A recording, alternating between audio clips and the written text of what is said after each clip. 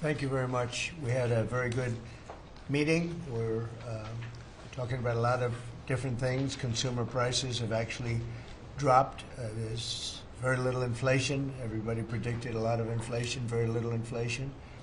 Energy costs are down. Interest rates are probably down. They scatter, but they're probably down. Prescription drug prices are even to down. We're doing very well. It's been amazing. We had a big day yesterday. There'll always be transition difficulty, but we had in history, it was the biggest day in history, the markets. So we're very, very happy with the way the country is running. We're trying to get the world to treat us fairly. This is something that should have been done 25 years ago, and it wasn't. Should have been done 40 years ago, and it wasn't. But no president was willing to take it on, but you had to. It's not sustainable. It wasn't sustainable. And as you know, without a lot of money being added, which is a lot of money that we could add, the country is making approximately $2 billion a day. And when you think of it, we've never done that before, never come close to it. And the number is probably $3.5 billion a day. And that makes us a very strong country. But we have Scott here and Howard and some of the people that are working on deals. And the biggest problem they have is they don't have enough time in the day. Everybody wants to come and make a deal. And we're working with a lot of different countries. And it's all going to work out very well. I think it's going to work out really very well. But we're in good shape. There's no inflation. There's very little inflation. And I went 4 years without inflation, and I took in hundreds of billions of dollars from China and others, taxes in China. But we took in hundreds of billions of dollars a year from China, and we had no inflation, essentially. So we think we're in very good shape. We think we're doing very well. Again, there'll be a transition cost and transition problems, but in the end, it's going to be a beautiful thing. We're doing again what we should have done many years ago. We let it get out of control, and we allowed some countries to get very big and very rich at our expense, and can't let that happen. It's not a sustainable formula. So I wanted to just thank everybody at the table, and maybe I'll go around and ask some of you a little short couple of answers. Pete just got back from Panama, and he's been all over the place, and you want to give us a little report on that and whatever else you might have to say. Everyone at this table is doing an incredible job, by the way, I have to say, incredible. And the relationships it's like they're friends. They're really, the relationships are very strong, really good, really strong. And these meetings are very good. And I think, I don't believe there's any other president that allowed the press to come into a meeting such as this. These are very sacred meetings. These are very private meetings, but we have nothing to hide. And I think it's good. I think it's a good, we want to be, a word you like to use, Jeff, is transparent. So we want to be transparent, and we'll do that by starting with Pete. Go ahead, Pete. Yes, Mr. President, we just got back from Panama last night. We were at the Panama Canal with their Southcom commander ships, F-18s, troops, and signed a couple of historic deals.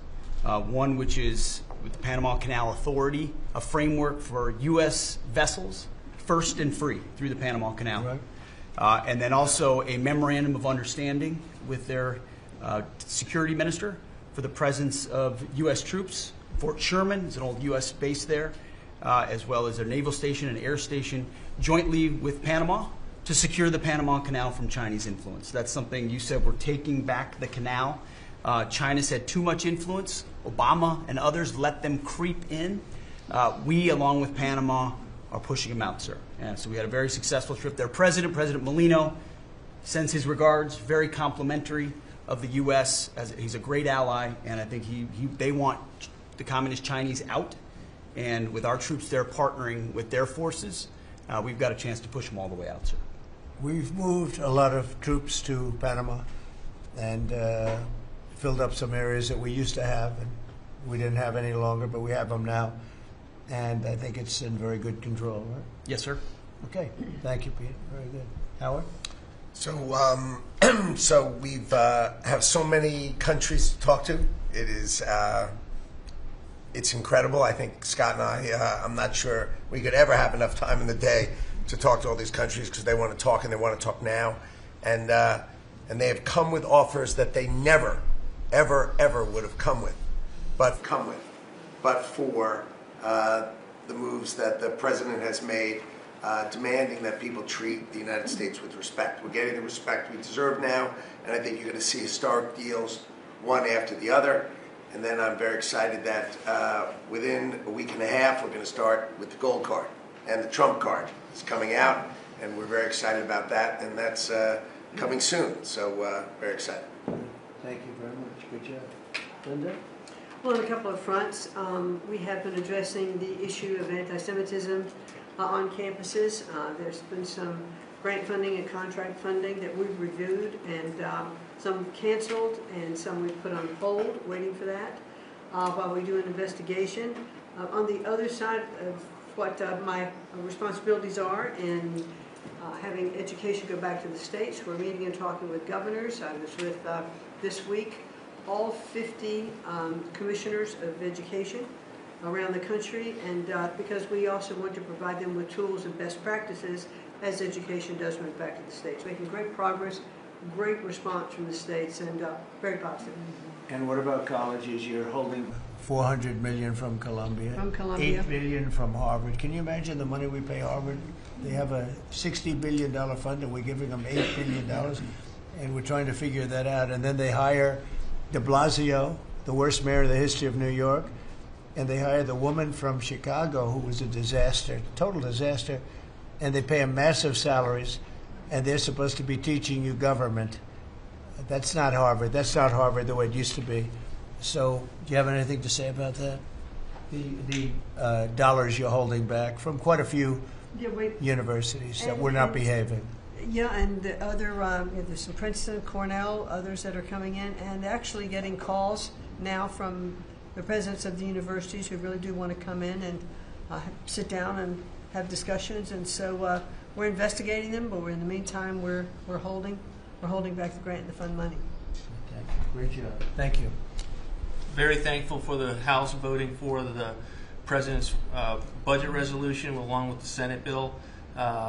Made a ton of progress this week in working with members to ensure that a desire for flexibility in the Senate was not misconstrued as a desire not to slow and do spending reforms. And so we're very thankful for that. And now we can get after writing that bill, getting the President as big a package of his agenda to his desk. So very good week. Good. We just got the House vote, and now we're well on our way to getting, as we call it, the great big beautiful bill. It's a beauty. There's never been a bill like this one. We're trying to get it all into one beautiful bill. It's tax cuts, regulation cuts, and many other things. The border, a lot of money for the border. Well, you're doing a fantastic job. So, but we just got a report that we, as you know, you knew before us. Were you surprised we got the vote? We got the vote. And we're happy to get the vote. So I think we're going to be in very good shape. Okay, please. Mr. President, last year the Chinese received 1,700 orders for new ships. American shipyards received 5. Under your leadership, like so many other industries, we are going to revitalize and make shipbuilding and maritime great again with these blue-collar jobs. These are the cranes, the ports, opportunity zones, and drive that investment back in. And we have, under that executive order, and also one to streamline foreign military sales for people that want to buy our equipment, and of course acquisition reform, all just this week under your leadership, Mr. President. So we're going to be rebuilding our shipbuilding business. We may order, would have to go to Congress for this, but we may buy some ships from other countries that we're close to and that do great jobs with ships, but we're going to start the process of rebuilding. We don't really essentially build ships anymore, which is ridiculous. It's going to be a very big business for us in the not too distant future, but in the meantime, we have countries that do very well at building ships, and we'll be dealing with those countries, and we may be ordering top-of-the-line ships from those countries. And within a fairly short period of time, we'll be building our own ships. So we'll probably have to go to Congress for that, but we're not going to have a problem. Susie, thank you very much for the job you've done. Go ahead, please. I just want to make sure you know that this cabinet, I think, pretty uniquely collaborates and cooperates and works together to accomplish all that you've asked them to do, and I think they deserve a lot of credit for that. True. You're doing a great job. The chief of staff, doing a great job. Lee, go ahead. Mr. President, the Biden EPA was strangulating the economy. The Trump EPA understands it's not a binary choice. We can protect the environment and grow the economy. Working with Doge and Elon Musk, we've now canceled $22 billion worth of grants, and we have launched what is the largest deregulatory action in the history of the country. Just in one agency. That's how much of a mess the Biden EPA left us. It is going to end up reducing the cost of living. It's going to create jobs. It's going to make it easier to purchase a car. It'll be easier to heat your home. We're proud of this effort. The effort that we have is fulfilling the mandate that you earned from the American public. Clean air, land, and water for all Americans, unleashing energy dominance, permitting reform, advancing cooperative federalism, making America the AI capital of the world, and bringing back American auto jobs. When you called me that day asking for me to take this position, I was honored. And you were very specific and clear in what you wanted us to accomplish. We understand our mission, and at the Trump EPA, we're going to make you proud. Great job. You're doing a great job. And you have a lot of applications for approvals for power plants, which are going to really power the regular plants, and they're going to be right next to each other because we can't rely on our grid. It's old and it's tired, and it's very subject to being attacked, whether by rain or by bombs or by anything else. And we're letting people build their own power plants, and these are a lot of them being built with the AI and beyond the AI chips, and we're letting them build their own power, and never been done before, and we're going to get it done quickly and approved quickly as part of a plant. They'll have a sort of be their own power company, and it's very exciting. They couldn't believe it when I told them that. I said, we're going to get you the approvals very fast as part of your regular plant. You're going to build electric producing plants, and it's very exciting. And they're able to do it very quickly and very well, and you made it possible. Thank you. You have a lot of applications for some of the biggest plants that have ever been built in the world. These are serious plants, aren't they? Huh? Approved. Applications in. We are open for business. Working with Secretary Burgum, Secretary Wright, we are going to make you proud.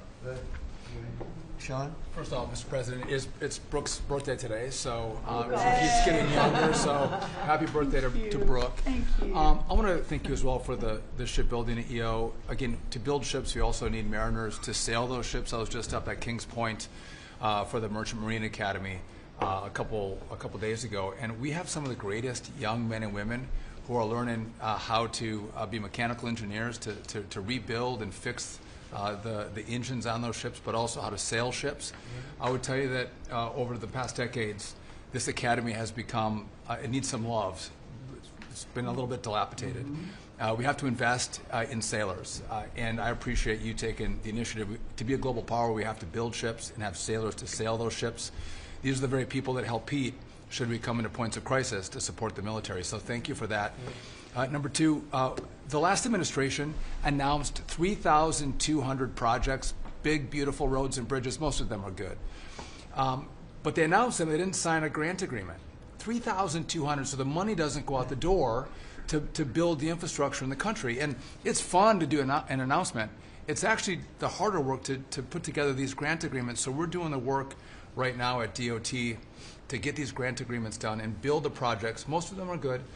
And they also put in all of this green and social justice requirements on roads and bridges. We're pulling all that out and putting the money toward the infrastructure, not the social movement from the last administration. Good steel, right, as opposed to green paper mache. Good, Thanks. Great job. Sir, first, we are, I would say, more than friends. We've all become family. And I think that what you have assembled in your vision is a turning point and an inflection point in American history. And so just being a part of that is the greatest honor. So thank you for that. And again, just the relationships here and the honor and respect we have for each other is a reflection of you and your leadership. So I just wanted to say that first. The second thing I want to say is that on behalf of the farmers and ranchers, food security is national security. We have to be able to feed ourselves. And your idea of using tariffs along with deregulation and tax cuts, but your idea of using tariffs to ensure that we are putting forward and putting America first, no one understands that better than our farmers and our ranchers. But having said that, emerging from 4 years of Biden with a 30% increase in inputs for our farmers and ranchers, with an almost $50 billion trade deficit. When we left the first time, it was zero, meaning that they are hurting. So the period of uncertainty we're in, they know that your vision will move us into an age of prosperity for all Americans, but for my people, for the farmers and ranchers, unlike any they have seen before. And I think they are really, really excited and so grateful for your leadership. But also, you have never failed to say that you have the backs of our farmers and our ranchers. It was the first phone call that I had after I was voted with the Senate. And that message just resonates with almost an 85% support of you in the last election. They're with you. Interestingly, the biggest budget driver at the United States Department of Agriculture is not farming and ranching or agriculture, it's food stamps. And so as we emerge and embark, Secretary Kennedy and I, on your vision of making America healthy again, a massive part of that is realigning and reworking our food stamp program so that it better serves those who need it. And yeah, to the point of getting the transgender, DEI, Green New Deal out of the USDA and realigning is really important. So It's out of the thank military, you. right? Yes, sir. Is it 100% out, would you say? 99.9, sir. We're going to get that last point Get the one out. rest of it. But thank you, sir. We've got a much different military, I will tell you. Thanks very much. Good job. And eggs are down. Eggs are Big, down. right? Yes, Big. yes, sir. Wholesale prices. Yeah. Retail will come. Easter is the Super Bowl for eggs. So, you know, there may be a little fluctuation, but no, we feel really good about it. Thank you. That's what I hear. Thank you. Thank you. Good. I'd echo what Howard said on the trade queue, that we've got over 75 countries that want to come in. So it'll be Treasury, Commerce, Jameson at USTR, and we're putting a process in place. And as you said, you're going to be part of the negotiations too, because I've had these countries call me up and Secretary Bessent, we're happy you're going to be negotiating. Well, President Trump's going to be involved too. So bring your best deal on the budget. It's moving quickly in the House and the Senate, thanks to your leadership. We're also going to have debt ceiling in there, so we're going to get an increase in the debt ceiling. And that will be the done and dusted for Part of the bill that we just got to vote on today. So. part of the bill. It'll be done and dusted for 2 years. We won't have to worry about that. And then I gave a speech yesterday to 1,400 small and community bankers, and they were so happy to hear from your administration. And I told them Wall Street's done great for the past 4 years, 10 years, 20 years. It can continue doing great, but it's Main Street's turn now, and it's those small bankers through deregulation, through emphasis on Main Street, your Main Street agenda, bringing back jobs, that is going to power the smaller communities. And then finally, the bond auction went very well yesterday. We had a lot of foreigners show up as the support, showing that the U.S. is still the best place to invest. The inflation report, as you said, was quite good. And energy prices are down more than 20% since January 20th. Amazing. That's great. Very good. Good numbers. Great number. Thank you. Pam? President, we've had some great wins in the last few days. That you were overwhelmingly elected by the biggest majority the U.S. Americans want you to be president because of your agenda. And the courts are ruling that you have the authority to determine how the money of this country will be spent. That's what the American citizens wanted, and that's what they're getting. An example of that Friday was the Department of Education, that you can determine how the money will be spent. No more DEI. And that impacts every agency across the board. On the civil side, again, NLRB. We had a big win in the Supreme Court there. OPM, a big win there. But also 16,000 workers there. But also on the criminal side, the Alien Enemies Act. We are winning there. And you know, your directive to me was to keep America safe, and that's what we're doing. Whether it's the alien enemies, all of these gangs, and they are enemies of our country. They are terrorists, they are organized crime, they have come here, they are extremely organized, they are spread throughout our country, and they are creating terror. And no more under your directive. And that has stopped. Yesterday in South Florida, we charged 11 defendants with $500 million of pure cocaine coming into our country to kill our kids. They were caught. They will be prosecuted to the fullest extent of the law. These gang members are going back to where they came, or they're going to an El Salvador prison at your directive. And you know, you also gave us a directive to prosecute the people who are going after Tesla to the fullest extent of the law, some of the greatest police work I've seen. We've made 4 arrests. There will be no negotiations at your directive. They're all looking at 20 years in prison, and within the next 24 hours, you're going to be seeing another huge arrest on a Tesla dealership, President. And that person will be looking at least 20 years in prison with no negotiations. That's great. That's great. That will stop it. Cold. Domestic terrorism. Thanks. Doing a great job, too. Thank you very much. Gloria, please. Mr. President, accountability matters. That's what we're recognizing. With our partners at the Department of Labor for Government Efficiency, just a few weeks ago, we realized there's about $4.4 billion in COVID funds that were not used, that the state coffers were just holding on to. Out of that, we've returned $1.4 billion back to the state treasury, so essentially to the American people, and we'll go back and claw the rest of those billions of dollars back. And on the heels of that, late last night, we're understanding unemployment insurance fraud. That trust needs to be whole for the American people. When we need it for who deserves it.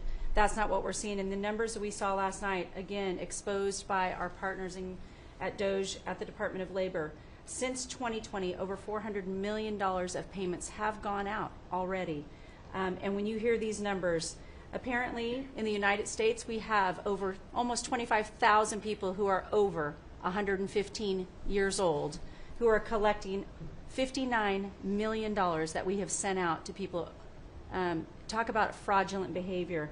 Mr. President, 28,000 people between 1 and 5 years old have collected fraudulent payments at the tune of $254 million has gone out. And lastly, 10,000 people who have not been born yet, 15 years into the future, $69 million, and they haven't even been born yet. In one case, they will be born 129 years from now. The United States government sent them $41,000, and they're not born yet. So, under the Department of Labor, those are the things that we're uncovering. I couldn't be more honored to tell the American people that we're bringing back their dollars and we're saving them and returning them to the United States Treasury. Also, jobs numbers. Last Friday, 228,000 new jobs were reported. That is good for the American people. That is my primary job, is to grow that workforce under your leadership. So we've kicked off the America at Work tour, and we'll be visiting all 50 states, and I'll be working with my colleagues here to do just that. So thank you, Mr. President. We're going to grow this economy. We're going to keep our focus on the American worker. So you're finding tremendous fraud, though. Those numbers are really bad when you're Unheard of. over 115 years old. And I think you had mentioned the oldest person in our country is 114 years old. That's pretty good. A woman living in Pennsylvania, but apparently there's 24,000 more of them that are 115 or older. That I hope you hear that. So we have 24,000 older than the oldest person. Definitely did. That's terrible. And what are we doing about that? How do we get that money back? Yeah, so we're working with our IGs to do the further investigation. The House and Senate, we had a 5-year statute of limitations We've got an extension on that, another 5 years. And so the goal, in my opinion, we should never have a statute of limitations to return the American dollars back to the Treasury when there's fraud. But at this point, we will continue to work hard and double down and return those dollars to the Treasury. Great. Thank you very Thank much. you. Great job. Christy? Well, Mr. President, thank you for your leadership at the border. For the second month in a row, you have broken the record in the history of the nation for the lowest number of encounters at the border, which is absolutely remarkable. You have said that America's laws matter and that they'll be enforced, and we're hard at work now to get people to go back home that are here illegally. So the Alien Registration Act has been in place long enough now that those individuals that are here illegally, if they haven't registered, then they can be charged criminally, and they can face fines up to $1,000 a day and face deportation if they don't go home, and they'll never get the chance to come back to America. So we're encouraging people to use the CBP Home app to register, and we're working on the resources and funding to buy them a plane ticket to send them home. I went to El Salvador, Colombia, and Mexico, and those countries and others are thinking about setting up programs to support these individuals when they get back to their countries. So when they get there, they'll have housing and food assistance, and so making sure that these folks have the opportunity to go home so that they can get the chance to come back to America is important. And So it's a very big self-deport operation that we're starting.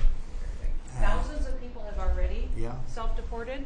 Well, we're just going to, when you have 21 million people that need to go home because they're here breaking our laws, then we need to facilitate that. And I've been working with the governors a lot lately on several different issues. One of them has been on FEMA for recommendations on how to do exactly what you've directed us to do. And then also I sent a letter and communicated with them that they need to be setting up a SCIF. Some of our governors don't have secure facilities to have national security issues. I think one of the jobs Homeland Security has is to give communication down to states, to local cities and communities. And so recommending they get a SCIF, they have secure comms with them at all times or nearby so that they can have national security conversations, and then to have somebody in their office designated that is their communications person. A lot of them have emergency management officers, but they don't necessarily have somebody designated when it comes to a national security issue that we may need to communicate with them on. And I think American people need to know that Real ID will be required to travel on May 7th. So those governors have been notified to communicate that at home. We don't want anybody to get delayed and not be able to travel when they get to an airport. And this will also help us bring integrity back to all of our IDs and how they're used for issuing driver's licenses. And governors know how I feel about making sure their driver's licensing system has integrity, because a lot of people use their driver's license to vote. And the backbone of our country and the foundation is election integrity. So we're giving all those directions to our governors and communicating that so they can lead on it as well. And we're going to work with people so that if they go out in a nice way, go back to their country, we're going to work with them right from the beginning on trying to get them back in legally. Is that right? The chance to come back. So it gives you a real incentive. Otherwise, they never come back. They'll never be allowed once a certain period of time goes by, which is probably going to be 60 days. We're also going to work with farmers that if they have strong recommendations for their farms for certain people, we're going to let them stay in for a while and work with the farmers and then come back and go through a process, a legal process. But we have to take care of our farmers and hotels and various places where they need the people. And we're going to be working with you very carefully on that. So a farmer will come in with a letter concerning certain people saying they're great, they're working hard. We're going to slow it down a little bit for them, and then we're going to ultimately bring them back. They'll go out, they're going to come back as legal workers. Okay? Yes, sir. Thank you. Which I think will be I think it's very important to do. Okay, thank you very much. Great job. Jameson, I watched you testify for the last Yeah, he did great. couple of days. You were on every night at 3 o'clock in the morning. And you did great. You were fantastic. Thank you very much. It's just what I like to do for fun, sir. You've been keeping us very busy. Last week, you started a reordering of international trade, something that hasn't happened for 80 years, something that should have happened decades ago. And you know that. You've known that for a long time. That's why you have us all working on this. you came into an emergency situation where President Biden left us with a $1.2 trillion trade deficit. It's the largest of any country in human history, the largest. So you declared an emergency, you took action. You say the largest in history, right? In history. There's never been anything like what he left us. He left us a mess. His whole administration was a mess. So go ahead. So you declared an emergency, you imposed a trade action, so now you have a tariff on the world, it promotes U.S. manufacturing, it protects U.S. workers, and you've also given room for negotiation during this time so we can open export markets for our farmers and other producers and American workers. And this is why the unions vote for you, this is why the workers vote for you, this is why the families want you to be the president, because you're standing up for American workers and American communities. We've had countries come in over the past couple of weeks that represent more than half of global domestic GDP, more than half. That's who's coming in to talk to you and to your advisors about how to have reciprocal trade, how to have fair trade. Wouldn't have happened without you. Thank you very much. Great job. Hello, Elon. Well, thanks to your fantastic leadership, this amazing cabinet, and the very talented Doge team, I'm excited to announce that we anticipate savings in FY26 from reduction of waste and fraud by $150 billion. And I mean, and some of it is just absurd, like people getting unemployment insurance who haven't been born yet. I mean, I think anyone can appreciate whether, I mean, come on, that's just crazy. You know, some of these things, people ask me like, well, how are you going to find waste and fraud in the government? I'm like, well, actually just go in any direction. That's how you find it. It's very common. it's, as the military would say, target-rich environment. So I think we're doing a lot of good and excellent collaboration with the cabinet to achieve these savings. And it will actually result in better services for the American people, and that we're going to be spending their tax dollars in a way that is sensible and fair and good. And your people are fantastic. In fact, hopefully they'll stay around for the long haul. We'd like to keep as many as we can. They're great, smart, sharp, right? Finding things that nobody would have thought of. Very computer savvy. Yes. We're working with Howard to get the Trump Gold Card operational, hopefully in the next week or so. That'll be very exciting. It's Really exciting. That's a pathway to citizenship into the United States. It's a big deal. Yep, it's a big deal. Thank you very much. Great job you're doing. Thank you, sir. Thanks to your leadership and setting the mandate of transparency and accountability across the U.S. government. I'm bringing that transparency and accountability to the intelligence community, first and foremost, to make sure that you and your cabinet have that real-time, relevant, apolitical, objective intelligence to best inform, whether it's negotiations for peace, negotiations around tariffs, the great work that you are leading around the cabinet today. Secondly, working with Department of Homeland Security and the FBI to increase our information sharing to achieve your goal of countering the narcotic trafficking and our ability to go after cartels now designated as foreign terrorists.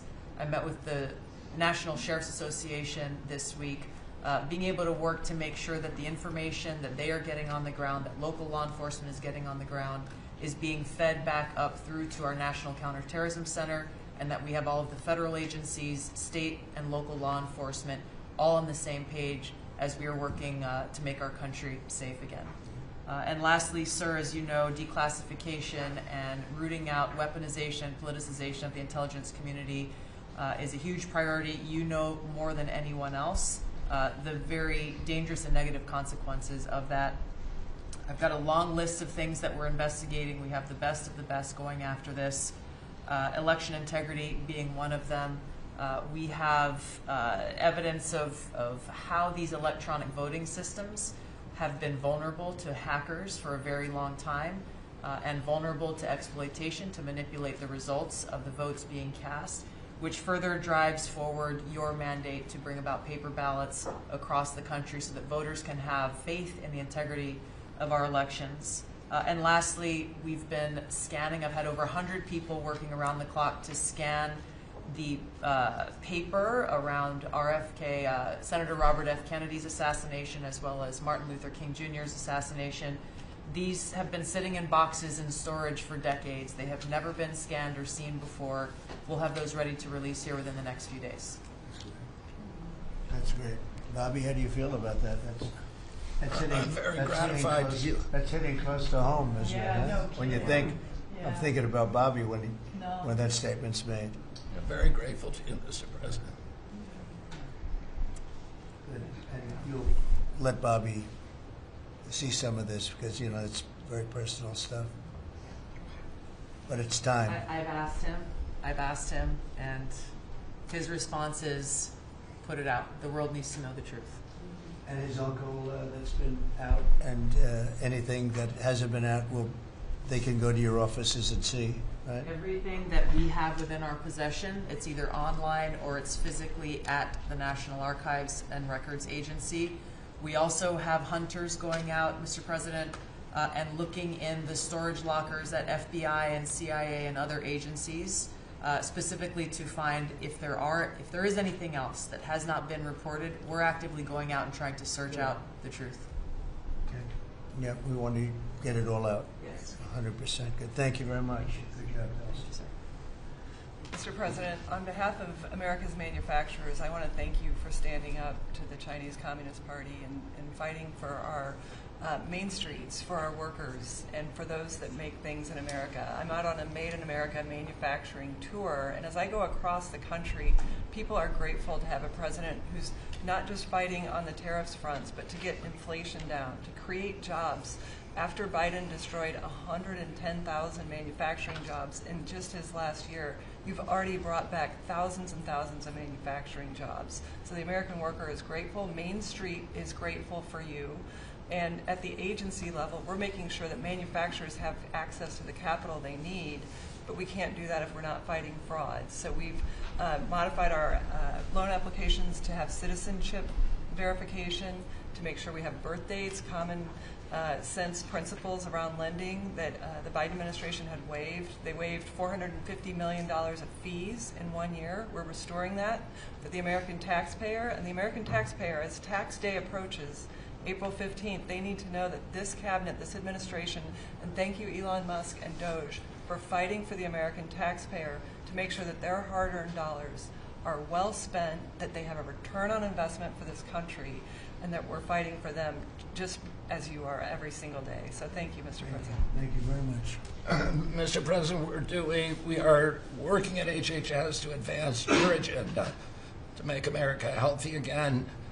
I'm working with Lee Zeldin to reassess the fluoride rules based upon the August release by the National Toxicity Program of new science that shows a direct inverse correlation between exposure to fluoride and IQ loss, particularly in children.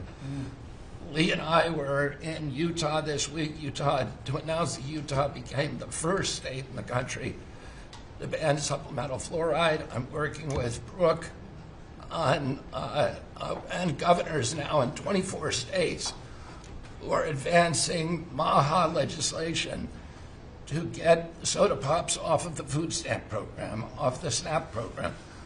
We've launched Operation Stork Speed to get the bad chemicals out of baby formula. We're working with governors across the country to get good food into the school lunch programs and to get rid of food chemical dyes and other bad chemicals that are in our food. We've shown now that this directly affects academic performance, violence in the schools, and mental health, as well as physical health. We are working with governors across the country to get cell-to-cell or bell-to-bell legislation to restrict the use of cell phones in schools, which again dramatically impacts academic performance. Today we announced a dramatic reduction in animal testing at NIH and FDA. We're going to switch over to AI, which we've now found is much more precise in identifying the impacts of toxics in various products. We're working with Elon, who's done an incredible job to eliminate the redundancies and to streamline operations at all the health agencies and to calibrate our trajectory to your agenda of making America healthy again. And finally, on the CDC has done an amazing job at getting the measles outbreak under control. We have about 680 cases now in 22 states, compared to the same outbreak in Europe, which is 127,000 cases and 37 deaths. Our numbers in this country have now plateaued. And I want to thank CDC for that. And we're trying to refocus the press. We've had 3 measles deaths in this country over 20 years. And we're trying to refocus the press to get them to pay attention to the chronic disease epidemic as you've asked us to. We have now 38% of American youth are pre-diabetic. This was unknown 30 years ago. Every child that becomes diabetic, there should be a headline about them. We have 100 million adults who are pre-diabetic or diabetic. And we have, we have now, the autism rates have gone from now most recent numbers we think are going to be about 1 in 31. 1 in 12, so they're going up again. From 1 in 10,000 when I was a kid. And we are going, at your direction, we are going to know by September. We've launched a massive testing and research effort that's going to involve hundreds of scientists from around the world. By September, we will know what has caused the autism epidemic, and we'll be able to eliminate those exposures. So big. Think of that. So it was 1 in 10,000 children had autism, and now it's 1 in 31. Not 31,000, 31. That is that's a horrible statistic, isn't it? And there's got to be something artificial out there that's doing this. So you think you're going to have a pretty good idea, huh? We will know by September. There will be no bigger news conference than that. So that's it. If you can come up with that answer where you stop taking something, you stop eating something, or maybe it's a shot, but something's causing it. It can't be from 10,000 to. Can you imagine that, Marco? That's a big number. Thank you very much. You're doing great. Thank you, Bobby. Please, Doug. Well, Mr. President, one of your primary administration goals is to make sure that we unleash American energy, and of course the strategy behind that is when we do that, it helps make it more affordable for all Americans. Energy isn't just industry, it is the foundation of every other industry, whether it's food, manufacturing, clothing, transportation. And then also when we've got the ability to generate and not just be energy independent but energy dominant, then we have the opportunity to sell energy to our friends and allies versus them buy it from our adversaries. And our adversaries were funding terrorism and conflicts against our allies by their oil and gas sales that were going through a Swiss cheese set of sanctions. So with your creation of the National Energy Dominance Council, over half the people at this table serve on that. Everyone has been engaged, whether it's interactions with negotiations with other countries, with putting sanctions in place that actually work, with cutting deregulation, working on biofuels, building infrastructure for transportation. There's a whole range of things that are being tackled. But when in the outcome of all that is that the Biden administration was restricting supply, you're increasing supply. When you increase supply, then prices start to come down. And we have a huge opportunity to do this. Just in interior alone, there's 500 million acres of surface, 700 million acres of subsurface, and 2.5 billion acres of offshore. And the Biden administration was trying to restrict this so that you couldn't get a timber lease, you couldn't cut a tree, you couldn't graze a cow. You couldn't develop oil and gas minerals, and you couldn't develop the critical minerals we need for our technology, for our defense industries, and to be able to help us win the AI arms race against China. So we're opening up this, and with your executive orders and your work, we've on Tuesday, a historic day, you ended the war on beautiful clean coal, which has been going on since Obama took office. China gets 60% of their electricity from coal. They're opening up a They've opened up 94 gigawatts of coal in the last year as part of this AI arms race. 94 gigawatts, that's enough for 94 Denvers to be able to, 1 gigawatt per metro area like that. It's unheard of. So we have an opportunity under your leadership to come back. The Gulf of America had its first offshore lease sale, which is scheduled for later this year, but that was, the industry loved that because we're now, the Gulf of America is now open for business again. And there's as much as 7 billion barrels of oil accessible now. They've increased the upside of what they think that is. On the coal front, the estimate is the financial value of the coal in America is $8 trillion. That was an asset on the balance sheet that we've now being put back on again. And of course in Alaska, with your separate executive orders to unleash Alaska energy between ANWR, the North Slope, the Strategic Petroleum Reserve Alaska, all of those, we've reversed Biden decision. Those are all open for business again. And all of this is leading to the investment coming to America. The smart money is coming to the U.S. That's why we've got trillions of dollars of investment that are showing up at the door, because they know if they're going to do manufacturing here, there's going to be energy to power their plants. And so, again, thank you for your leadership and thank you for everything you're doing. Very good. Thank you. Marco. Well, Mr. President, one of the most important things I believe you'll achieve in your presidency is reordering the world in a proper way. For 31 years, more than 31 years now, multiple administrations have allowed the Chinese to deindustrialize this country, to take away jobs and factories and the pillars of our national strength. And what you're doing now, I think, is a great service to our country, but ultimately to the world. And I want to congratulate you and your team that's working on that, because it has extraordinary geopolitical implications, as you see from all these other countries that are now coming here and wanting to join something that actually makes it's crazy to allow these. I mean, basically, we lived in a world where Chinese companies can do whatever they want in America, but our companies cannot do anything over there unless they allow it, and even then they steal our stuff and reverse engineer it. So just reordering all of that has dramatic implications on peace and security of the world, so we thank you. An important meeting, thanks to you, is going to happen on Saturday for the first time in a long time. There'll be direct talks between Ambassador Woodcock and a top-level leader in Iran. We hope that'll lead to peace. You've been very clear what Iran is never going to have is a nuclear weapon, and I think that's what led to this meeting, and we'll wait for him to come back from it, and we're hopeful about that. I would also say that we are receiving, and I think the Department of Homeland Security can confirm this, historic cooperation from countries all over the world. Number one, in taking back their citizens. Every country in the world has to take back people that are illegally in another country. And we have countries that refuse to do it or will kind of ignore our calls. All of them are doing it. The ones that are not are paying a price. And we've also found cooperation in other countries that are willing to take some of these people, some very dangerous criminals.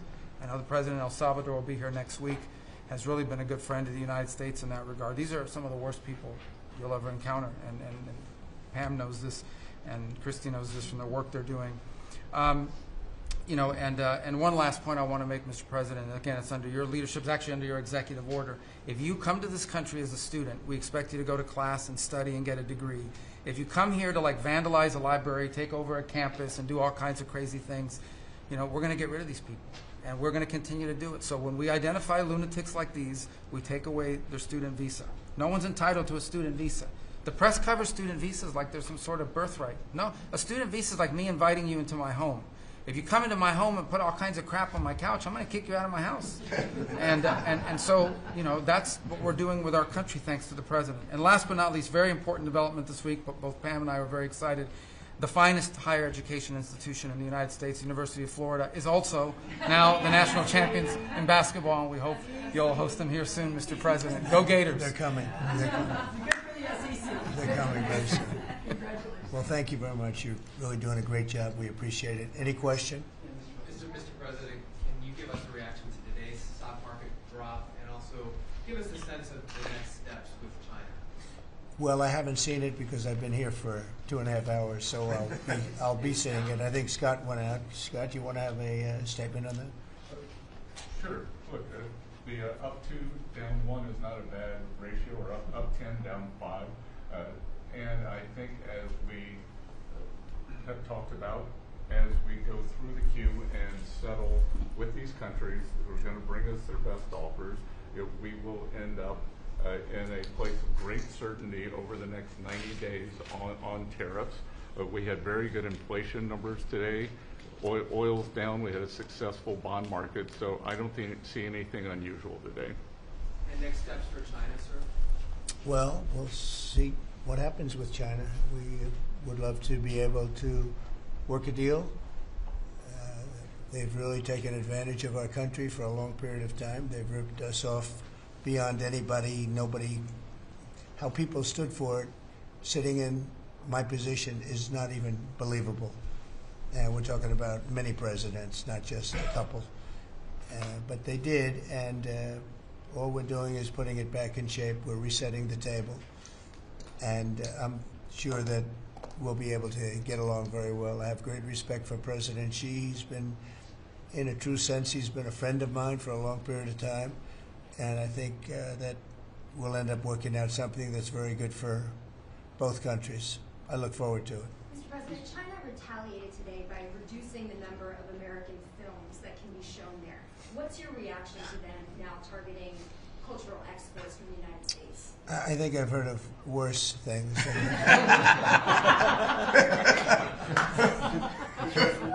Yes, please. Also on China, the Ukrainians say they have evidence that Chinese soldiers have been found fighting for the Russians in Ukraine. Can the U.S. verify this? And if so, what does the U.S. plan on doing to China to counteract that? We'll look into it, but I think beyond that, we're really looking to get that war stopped. They're losing 2,500 and even more than that young people a week. They're Russian and they're Ukrainian. They're not American, but they're people. And we're seeing if we can get it stopped. And I think we're making progress. I appreciate the ballerina who was released. It was at the request of a very good friend of all of ours, actually. Dana White called me and he said it's the friend or the relationship of one of the fighters for UFC or one of the fighters. And Dana's an incredible guy, and we spoke to President Putin about it, and they made a deal. They released the young ballerina, and she is now out, and that was good, so we appreciate that. We hope that we're going to be able to make a deal relatively soon with Russia and Ukraine to stop the fighting. It's so senseless. It's such a horrible thing. It would have never happened if I were president, but it did happen, and we were given that card. And I think we're going to get it. I think we're going to get it stopped. We've got to get going. We've got to get it. We have to move it faster. Likewise with the hostages, we're making progress. There's 59 hostages, but only 24 of them are living, and that's the way it's been presented to me by the mothers of some of the dead, mothers and fathers of some of the dead hostages, and they want the bodies of their baby, as they say, their baby, their young boys. They want them back as much as if they were alive. It's amazing, because when I met the hostages 2 weeks ago here, I couldn't believe what they had to go through, by the way. But when I met them, they said, yeah, there's 59, but 24 are living. And they actually consider, I guess if you're a parent, you do consider it this way, that the remainder who are dead, the 24 that are alive, the remainder that are dead, they want them back just as much as they would want them back if they were alive. It's really pretty amazing and pretty sad. So we're getting close to getting them back. We have a lot came back. A lot of people are very grateful. Some came back in pretty bad shape. Some came back, they're okay. I think they're going to be scarred mentally for a long time. Because if you sit down and talk to them, as I have, what they went through is incredible. But we're making progress. We're dealing with Israel. We're dealing with Hamas, and it's a nasty group. Mr.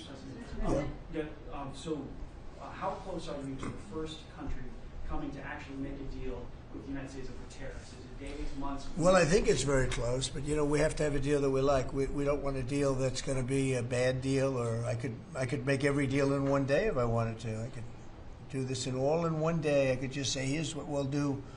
And I was saying to the people before, to Scott, mostly to Scott and Howard, and some of the other people that work with us on the negotiations. We have a lot of law firms that have paid me a lot of money in the form of legal fees. We're going to probably use those firms to, if we can, I think we can. I'll make a contribution to the country, but they're great firms. They're the best firms, the biggest, and really the most prestigious.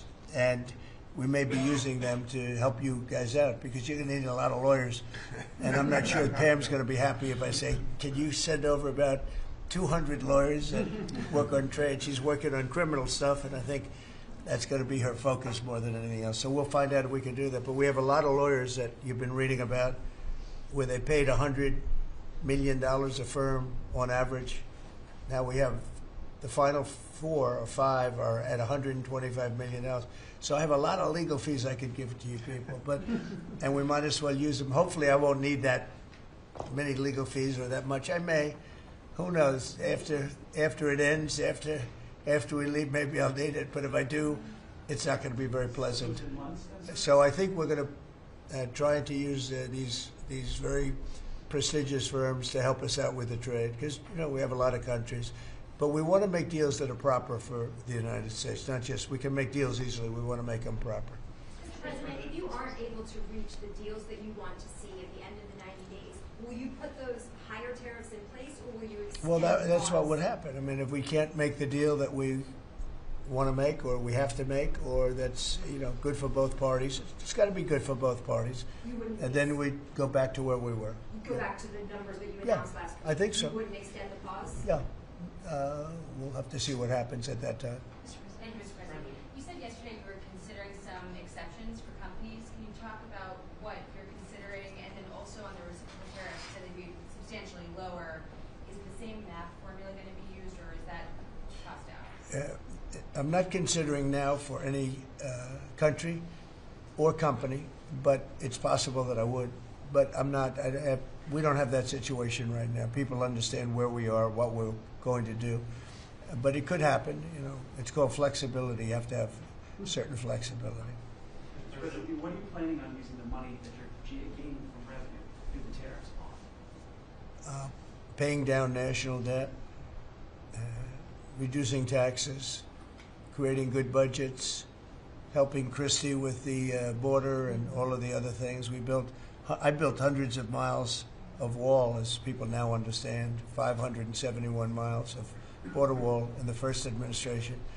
But we're going to beef it up, and we're going to add more. And the numbers are incredible. Really, the numbers are what's taken place. We had great numbers, but these numbers are topping my last administration. And Christie and Tom Homan have done an amazing job.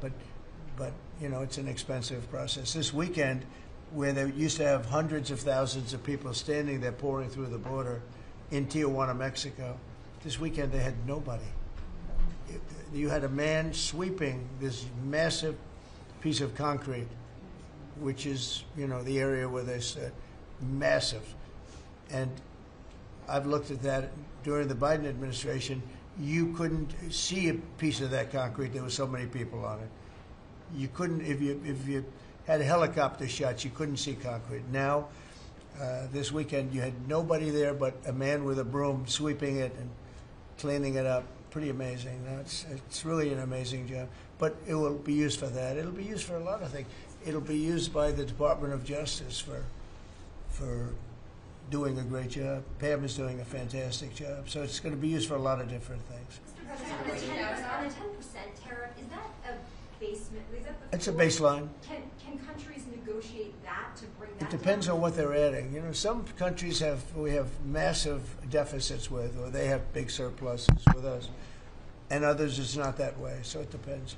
That's why it's really they're all different. Every country is different. Some have certain advantages that others don't have, and certain things. We have China has a surplus of $1 trillion. I mean, the numbers are crazy.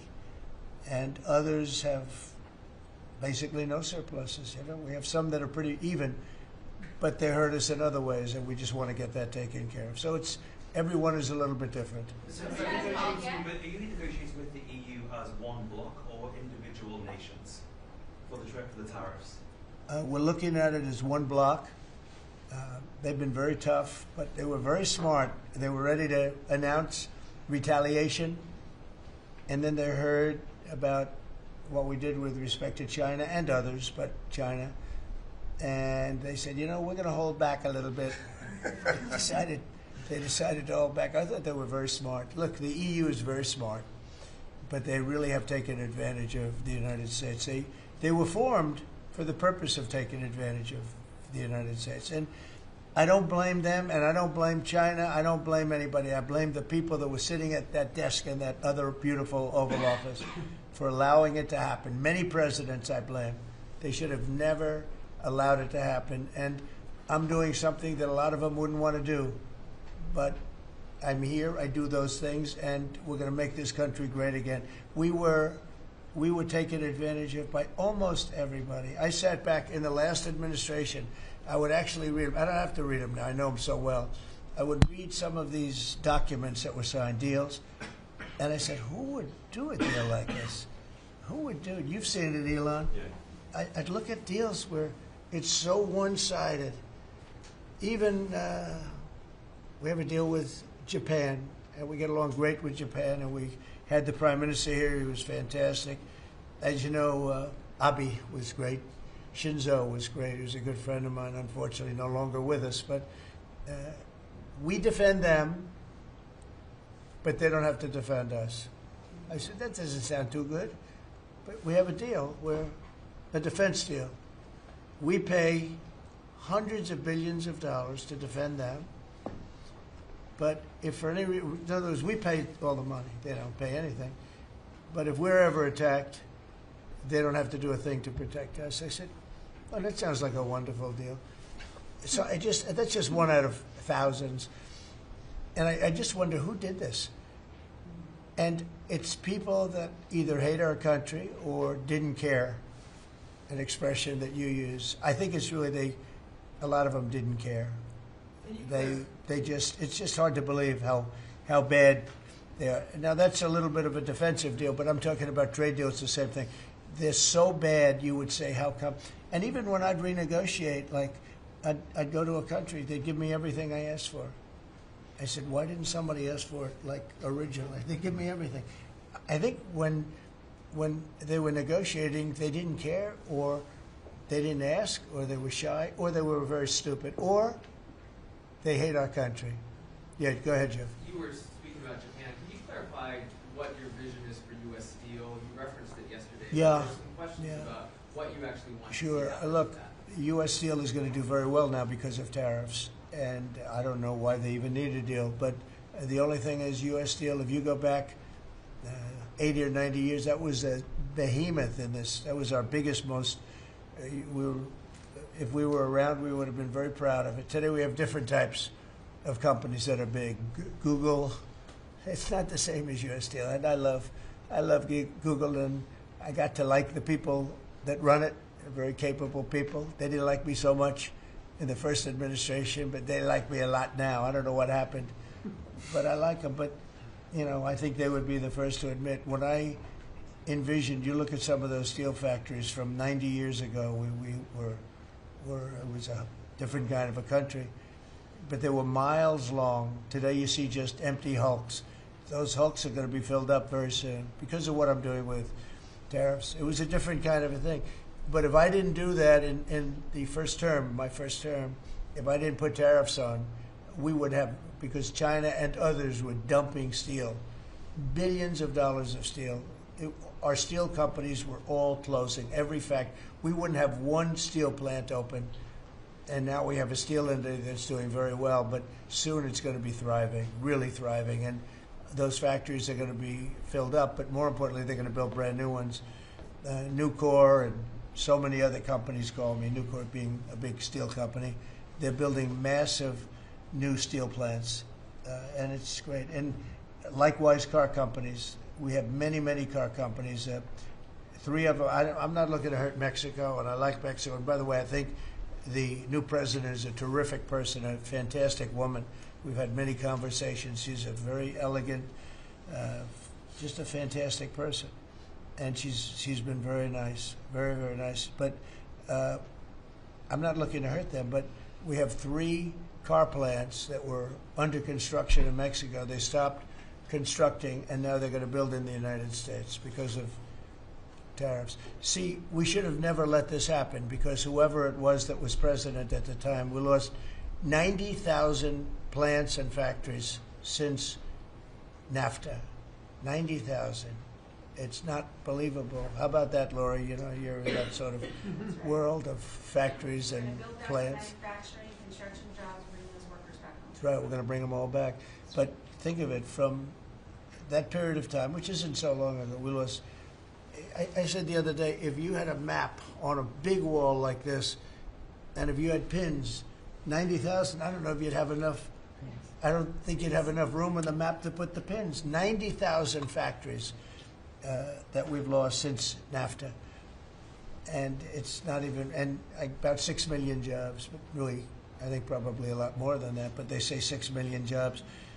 We're going to bring many of that back. I think we're going to bring more than all of it back. We're going to be better and stronger than ever before. But if a president, when they were leaving, said, look, you can leave, but if you're going to build a factory someplace else, and you think you're going to come and sell your steel or your car or any product that you make, your pharmaceuticals, which we're going to do, we're going to get them all back. But if you think you're going to just, all they had to do is say this, and they wouldn't have left. You know, I said it the other day. I said it with respect to, I made a speech a year ago, and I told them if I win, we're going to charge a big, big tariff at the border. And people were thinking about building in Mexico a car plant. And I said, we're going to have a big tariff. So if you want to build a car, you're going to have to pay 25% more than the cost of that car. You're going to have to pay 25% tariff at the border. They would have never left. They could have kept everybody. If a president said, if you leave this country, you leave Michigan, you leave Detroit, you leave anybody, any of our states, because to me they're all the same. I love them all.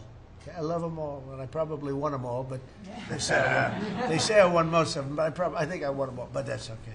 But all you had to say if you were the president is, if you leave and you think you're going to now fire all those workers, leave all that, everything behind, and you're going to build in another country and sell it any, and no, you're not going to. You're going to pay 50% or 100% tariff. They would have never left. And all you had to say, Marco, all you had to say very simply is, you don't have to write it down. All you have to do is say it verbally. If you leave, you're going to pay 100% tariff. Therefore, don't leave. They would have never left. But they left 90,000 plants. I mean, it's hard to believe that many. It's not you can't envision it. So just getting back to your, because I'm the great weaver of all time. To weave, you have to be a genius. To go on tangents, anybody can do that. But we'll get back to your original U.S. Steel. U.S. Steel is a big name in this country. Babe Ruth is a big name. We have a lot of big names, but not too many. U.S. Steel is one of the great names in the history of our country. And normally I wouldn't mind so much. I wouldn't be thrilled with it. But to buy for a foreign country, and we love Japan, but for a foreign country to buy that cherished U.S. Steel brand, that's hard for me to do. And maybe somebody else may want it. The company Nippon that's involved with it is a big, powerful company who do a good job. But why can't they just build a plant themselves? I mean, why do they have to, take U.S. Steel? So as you know, I rejected the deal. Now they've come back in a different form. They're coming back as an investor. And, I feel better about that, I guess. But, I know them very well. I know they're thinking, it's the investor. They'll invest, and somebody else maybe is sitting in this chair, and they will no longer have an investment. They'll have the whole thing. That's the way it works. Very smart. They're very, very smart people. We're dealing with very smart people throughout the world. Great geniuses, actually. Look what they've done to our country. And again, I don't blame China. I don't blame anybody. If I could have done it, if I were in that position, I'd have great respect. I have great respect for the people. They ripped off the United States, and all we had to do, have a president that knew what the hell was going on, and none of those countries would have left. Those companies, none of them would have left. So that's a little lesson in basic business. And it's really basic business. It's not complicated business. It's very basic business. and we'd have every one of those car plants going just the way they were 30 years ago. None of them would have left, but now they're coming back. Mr. President, the Labor Department has confirmed that $400 million went to fake people for unemployment benefits. Yeah, What's sort of your initial reaction? I think it's terrible. I just heard it from Lori, and I appreciate it, and you heard it from Elon's people, right? That's right. Elon's done a fantastic job. Look, he's sitting here, and I don't care. I don't need Elon for anything other than I happen to like him. But I'm telling you, this guy did a fantastic job. I don't need his car. I actually bought one and they said, "Oh, did you get a bargain?" No. I said, "Give me the top price." I paid a lot of money for that car. But honestly, he makes a great car. You know what I do with it? I let the people in the office drive around in it. Margot and Natalie, they're all, Chamberlain, they're all driving around the most beautiful car. It's gorgeous. But I did that as a sign of, just a show of support. Numerous people have done that. Just a show of support. Because, you know, he's done a fantastic job, but he hasn't been treated properly. Hasn't been treated properly. Yeah. Mr. President, can you talk to us about your communications with China? Has President Xi reached out at all since the tariff? Well, I don't want to say who's reached out. I just say that I think it's going to work out, hopefully well. Including TikTok? They're very big. It's hard to get over, if you're me, what they've done to our country. They've destroyed our economic base to a large extent. The good news is we're very vibrant, and we're going to get it back fast. We already have. Look, we're making $2 billion a day now, and during Biden, we were losing $3 billion a day. Biden was a disaster. He was the worst president in the history of our country. And, you know, to me, worse than that, because the money you can make if you have the right guy in this position, worse than that was what they did on the border. By allowing the jails of the world, not South America, all over the world, to be opened up so that we take everybody from Africa, Asia, South America, Europe, the bad ones. They opened up their jails and they dumped them in the United States. And now this beautiful young woman who seems to be, boy, she loves what she does, though. I think she loves what she does because she's a patriot. She hates to see it. And Tom and all the people. But for us to spend, you know, hundreds of billions of dollars this is just, I don't know. They either hated the country. Who would do this? Who would want millions of people to pour through an open border? We have no idea who the hell they are. And just walk right through. And half of them, whether you like it or not, you could look at them and you could say, they are not going to help us. These are some rough people. But they'd empty out their jails, and they'd empty out their mental institutions, insane asylums, and they let them into the United States of America. And inflation we can fix, and all of the other things we can fix. We'll get it going. But this is something, it's such a horrible thing, and it's really hard. You know, we have to do deportations. Now we're doing self-deportation. We're coming up with all sorts of ideas. And they must have known it's not going to work out well. And, you know, we want people to come into our country, by the way. We need them badly for the jobs. But we want them to come in legally. They have to come in legally. They have to show that they can love our country. Thank you very much, everybody.